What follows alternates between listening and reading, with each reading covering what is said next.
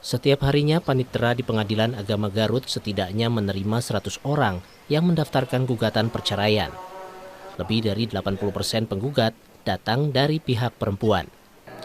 Dampak pandemi COVID-19 diduga turut menyumbang keretakan rumah tangga terjadi dan sektor ekonomi yang terdampak menyebabkan pemilik usaha maupun perusahaan melakukan pemutusan hubungan kerja pada karyawannya, sehingga berdampak pada perselisihan rumah tangga karena himpitan masalah ekonomi.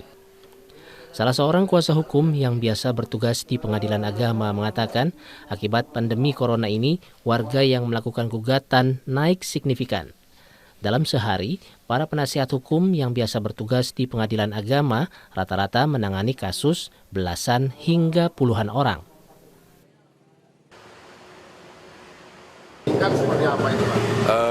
Untuk Kabupaten Garut ya, misalnya di Pengadilan Agama Garut untuk masalah perceraian itu selama masa pandemi COVID-19 ada peningkatan signifikan. Kebanyakan yang mengajukan gugatan itu dari pihak perempuan dan terutama faktornya itu ekonomi dari pihak perempuan itu. Contoh halnya seperti perselingkuhan, pihak ketiga, ataupun mungkin KDRT. Ujung-ujungnya merujuk kepada ekonomi, faktor ekonomi saja. Sementara itu, Wakil Ketua Pengadilan Agama Garut, Asep Ali Nurdin, mengatakan dalam 2 tahun terakhir, angka perceraian di Garut cukup tinggi. Jumlah perkaranya bisa mencapai 5.000 sampai 6.000 perkara setiap tahunnya.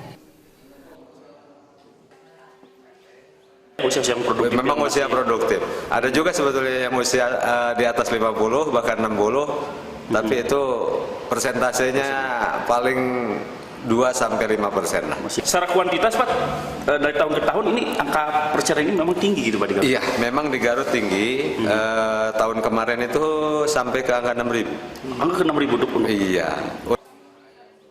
Rata-rata usia yang mengajukan perceraian berkisar antara 25 sampai 40 tahun. Hanya ada 2-5% usia 50 hingga 60 tahun yang mengajukan gugatan. Tingginya angka persidangan membuat Pengadilan Agama Garut cukup kewalahan, hingga kekurangan panitera, pengganti, dan petugas jurusita. Ridwan Mustafa, Kompas TV, Garut, Jawa Barat.